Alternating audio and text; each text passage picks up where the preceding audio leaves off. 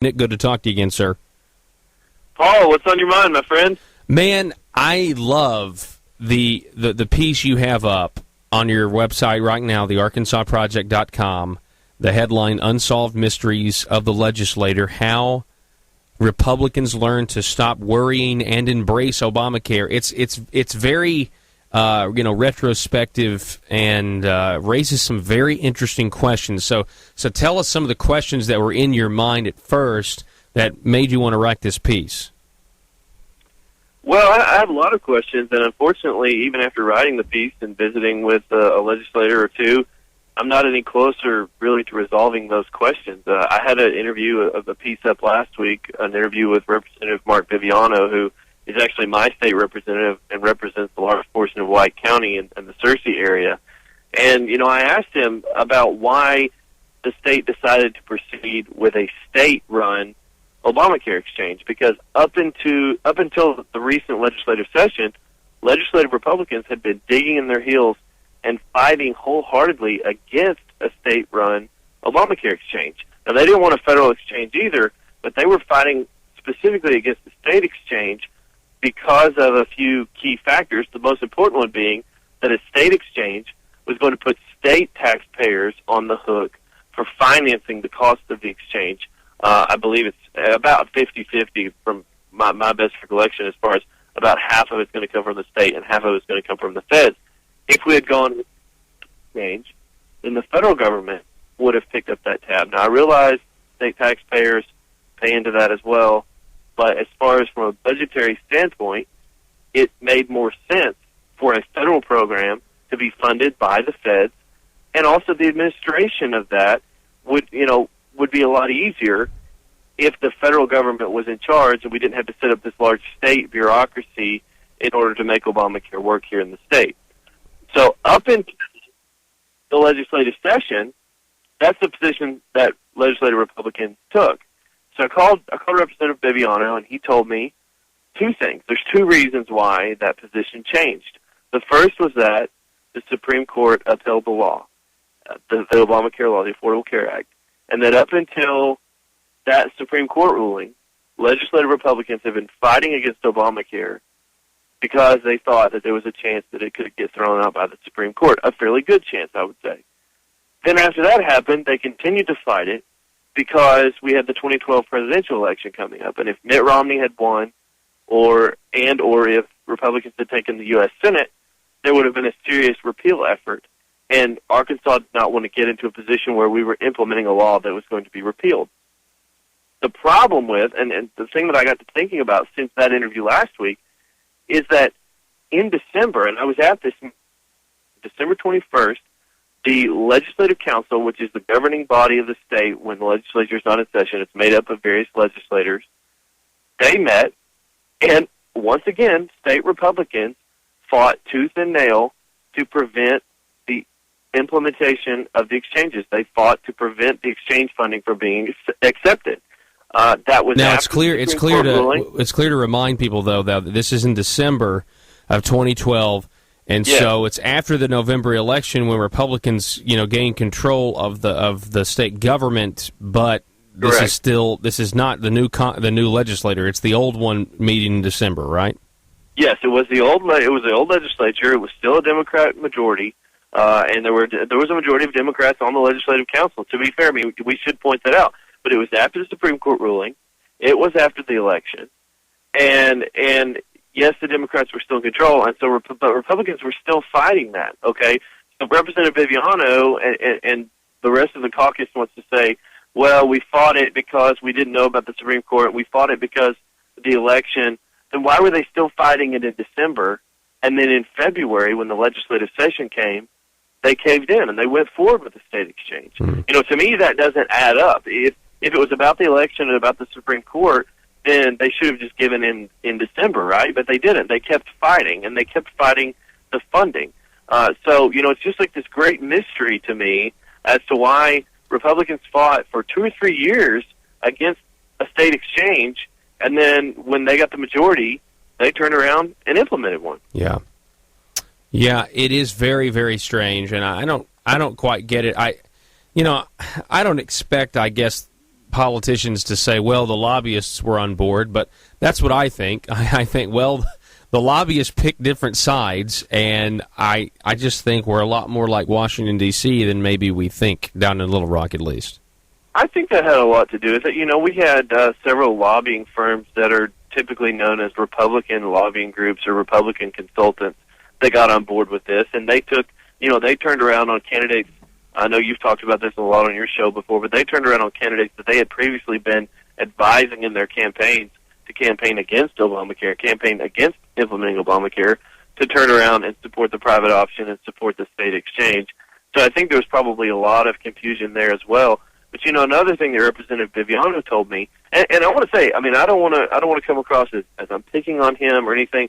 I like Mark Viviano. You know, he's been a friend of mine, and overall, I would say he's been a good state representative. But I just fundamentally disagree with him, and I don't feel like I'm getting down to the truth of what went on here. But the other thing that he told me was that the state had to go forward with the state exchange because of that December 21st meeting in 2012 and the state Democrats accepting that funding. And since they accepted that funding, well, we just had to go forward with it. But in reality, in a legal sense and in a legislative sense, there was no reason why the new legislature that came in January had to take up what the Democrats had left for them. I mean, just because they'd accepted that funding doesn't mean that it had to be spent. It doesn't mean that the Republican legislature had to approve that money or appropriate that money to actually be implemented. I mean, they could have put it in a box or maybe even a pie box and shipped it back to Washington, D.C. and said, we don't want it here. We don't want it in Arkansas. And they didn't. They took it and they implemented it.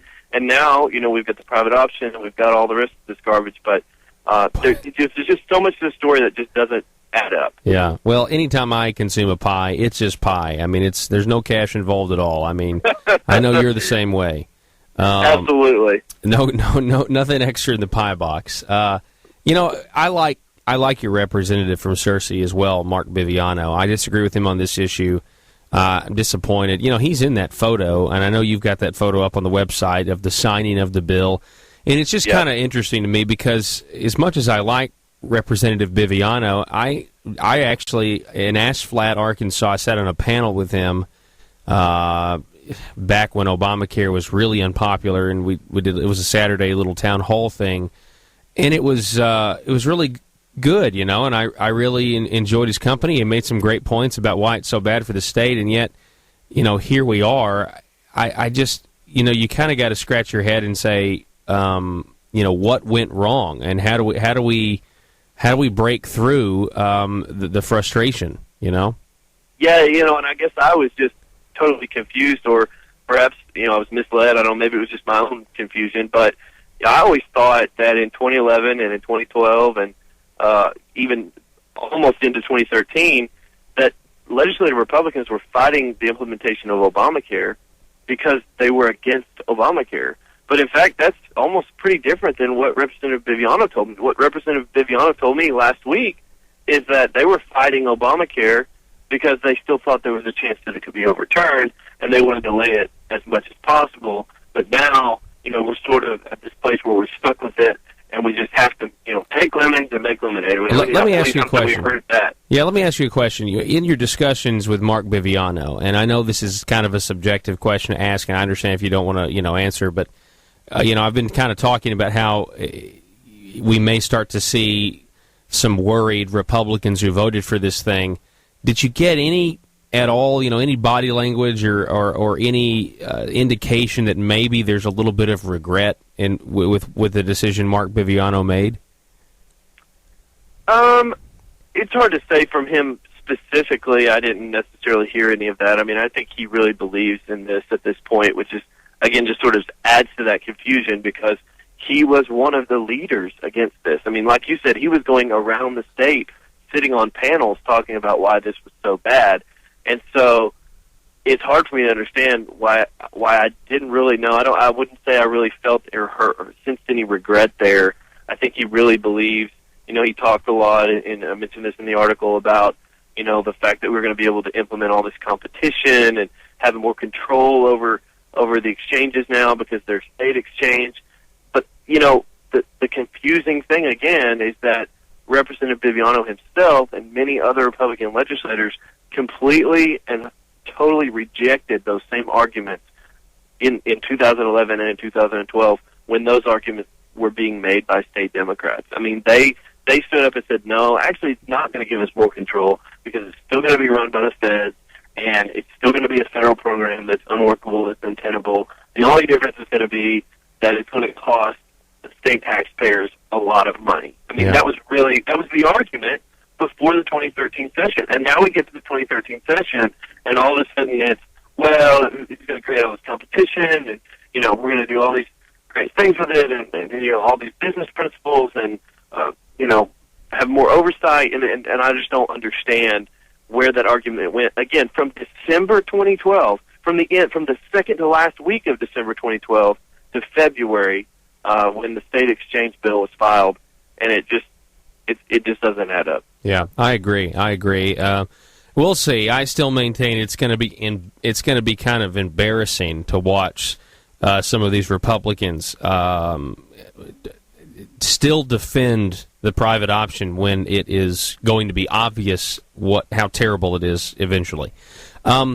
Moving on, we didn't really get to talk about this much last week, but last week we had Dustin McDaniel released his opinion on Representative Altus' bill that became law that, in my opinion, legalizes open carry in the state of Arkansas, or decriminalizes the possession of guns openly in Arkansas. Yeah. And, well, we just lost our internet connection, so we're offline. That'll probably come back up. But what are your thoughts? What are your thoughts, Nick, on what Dustin McDaniel said, his opinion on that? Well, I haven't dug completely into the opinion yet. I think probably mid to late next week I'm going to have an analysis of the total opinion, but I've read a lot of other commentaries that have been floating around out there, and I've read the opinion. You know, to me, the most glaringly obvious thing about it that's most disappointing is the Attorney General really doesn't seem to consider what the law actually says. I mean, it's almost like, you know, we go back to, you know, you and I talked a lot back in the spring about Stan Witt, the state police director, and a lot of the things that he said about the journey law, and, well, it only applies as long as you stay in your vehicle and all of these things. None of that is in Act 746. It doesn't have any connection to this law, and I understand that Governor Beebe and perhaps even the Attorney General and especially the state police are very embarrassed now because they did not think this was the bill that they were getting. You know, it passed, I think, with only one dissenting vote in the House, if I remember correctly, and, you know, Governor Beebe signed it without really knowing what he was signing. I think there's a lot of legislators that knew what they were voting for, but I don't think the governor had any idea what he was signing because he's against open carry and he's against constitutional carry. But again, the most disappointing thing to me was that I just don't feel like Dustin McDaniel took a fair look at this law. You know, maybe it's not fair for me to expect him to do that given his track record as Attorney General. But you look at what he did with voter ID. I mean, he came in on voter ID, and he had a real chance, I think, in my opinion, to really cut the legs out from underneath it. And he didn't. You know, he said, well, you know, this voter ID law, but it's been considered, it's been well written, it's been well crafted, and it's, you know, it looks like this law that was upheld by this court, and it probably is going to be okay. It's probably not unconstitutional. So I think in that case, you know, he took a really fair look at what the law actually says, and he gave a good opinion. I don't think that he did that in this case, and I'm going to get more into that. I'm going to do a more in-depth analysis of that next week at the Arkansas Project.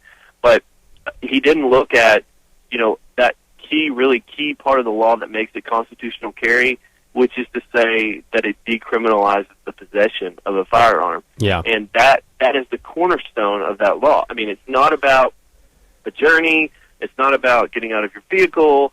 It's not about concealed or open. You know, believe it or not, Paul, I've done several radio appearances about this because, you know, we broke the story about Act 746. Yes. So I've been on Cersei Radio, Little Rock Radio, and all over the place talking about this. And there are people out there that think that because Act 746 does not have the words open carry in them. Oh, Bill Sadler, the spokesman for the Arkansas State Police, thinks this, that because the bill does not have the words open carry in it, that it does not allow open carry. I mean, that's what these people think. I mean, they think that government tells us what we can do, not what we cannot do. And that, to me, is just a totally twisted way of looking at this. I mean, we have a Second Amendment in this country and in this state that says that we have the right to bear arms. It doesn't say, you have the right to bear arms, but only concealed. It says we have the right to bear arms. And when we have another law that's passed by the legislature and signed by the governor that says you have the right to carry a weapon and you can carry it unless you have a criminal intent, it doesn't have to say, okay, well, you can carry it here, here, and here, and you can do this, and you can conceal, but you can't open carry. I mean, we have the right to carry a firearm in this country, and we have a law now in the state that upholds that and secures that right. And it's not about the government giving us permission to do things. We have those rights guaranteed to us. Yeah, I think it's so good the way you phrase that, and that kind of does come from this liberal Democrat philosophy that's kind of had a stranglehold on the state for a long time, 138 years. But the idea that we pass laws to tell people what they can do, what they're allowed to do, versus what this law did, like you just said, it actually limits what the government can do to you. And that's what the Constitution is all about, limiting what the government can do to its citizens. And so, that's what people don't understand, the idea of decriminalizing something. And when I talked to the spokesperson from the state police department, I mean, this idea that decriminalizing, it was almost like they didn't even grasp the concept, which I'm sure is not true. I'm sure it's just more political inconvenience. Well, as far as I know, there is no law on the books in the state of Arkansas that says you cannot open carry a weapon. There's not a law that says that, as far as I know. And I've asked legal people and I've asked gun rights activists. No one knows of a law that says you cannot open carry in Arkansas. So why do we think that, we just can't do something unless we have a law that specifically says from the government you can do this? I don't know of a law in the state of Arkansas that says you can drink a soda pop, or that you can drink a soda pop while you're driving down the road, or that you can eat a hamburger for lunch. I mean, we do things all the time because we have inherent rights as people, as citizens, natural rights that we can do. That we don't have to have the government's permission to say, okay, you can do this, okay, but you can't do it here, but you can't do this. And so that's the thing that just has irritated me almost more than anything about this, is from the state police and from Dustin McDaniel, well, the law doesn't say you can open carry. Well, it doesn't have to say that. It says that it's not a crime to carry a firearm. That's what the Constitution says, and that's what I think Act 746 represents. So, we'll see, again, as we always say with that law, it's going to take a court challenge before we're going to know for sure how it's going to be implemented. I don't think the state police are going to adhere to it. Unfortunately, it doesn't look like they're going to be willing to cooperate with it. I think they'll probably, hide behind the Attorney General opinion and make that their standard policy. Well, the problem is the Attorney General opinion would have been real useful before it's the law. It's really none of his business. I mean, he can issue an opinion about it, but the fact is he has no lawmaking authority. I mean, Correct. It's the law is the law, and so I mean, it's probably going to take some guy getting arrested for strapping a revolver to his hip and walking down Main Street, and they're going to be prosecuted, and it's going to be a big ordeal. But the law clearly decriminalizes the possession of firearms in this country. That combined with the Second Amendment, I'm like you, Nick. I mean, it's a slam dunk that it's now okay to do in the state, and am I going to be the one to walk down Main Street strapped openly? Probably not, but maybe, who knows? I'm thinking about it. Well, we should remind your listeners that it does not go into effect until August 16th. So if anyone out there is planning on trying it, they should wait at least another month or two. Okay, yeah, wait for it to get good and settled, and who knows? Who knows what's going to happen? If there's any, I don't know what the legality is behind this, but if there's any freedom-loving police officers that would just organize an arrest so you can get it to court. Who knows? That would be interesting. But you made a good point. I mean, Dustin McDaniel, the Attorney General, is a law enforcement official, and I get irritated sometimes. I see a lot of times at the local level, you'll have mayors and city councils and small local governments hide behind Attorney General's opinion, as if the Attorney General makes the law, as if whatever he says goes. And there is sort of that mentality, I don't know if it's everywhere, but definitely in Arkansas, that what the Attorney General says, well, that's what he said, so that's what we're going to do. Yeah. He doesn't make the law. He's not even a judge. I mean, he's not even in the judicial branch. I mean, he's an executive. He is a law enforcement officer, and he can have an opinion, but so can Paul Harrell, and so can Nic Horton, and so can Joe Smith. I mean, we can all have opinions about what the law says, but the legislature is who make the law. Yeah, and Dustin McDaniel ignored the law in this opinion. He ignored the second section completely, which is clearly the section everybody was pointing to. Nobody was pointing to the. It's really funny how it's not ignorance. I mean, I guess they can plead. I guess he can plead ignorance, but whether it's the director of the state police talking to the Jonesboro Sun, and it's only about the journey provision, and they completely ignore the second section because they know the governor and the legislator filled with Democrats passed this thing without knowing what they were doing, and it's embarrassing for them. But I think we're going to end up more free in the end. So. Anyway, I hope so. Yeah. I hope that we have a strong conservative majority in the next session that is going to leave the law in place and not try to tinker with it, because I think it's a strong law. If they do tinker with it, hopefully they'll just strengthen the language. But you look at the language of the law, and it honestly is hard to understand how they could make it any stronger. I got a comment. I still get hits almost every day on my story at the Arkansas Project that broke the news about Act 746. And I got a comment on it today, and someone said, "Oh, this is what a joke! How embarrassing for Arkansas! They don't even know what they're doing. They don't even know what law they passed." I'm like, no, the text is very clear. I mean, the intent of this law. Talk to Denny Altis, talk to Nate Bell, talk to other legislators that were involved in passing this bill. Their intent was clear. The language couldn't be clearer. Yeah. So I don't understand how Dustin McDaniel didn't come to that conclusion unless there was some sort of a political game involved. Yeah, that couldn't possibly be it. That couldn't. No, that's a very remote possibility. I mean, politics involved with a guy whose mistress had a dead guy on her lawn. Not a chance. Not a chance.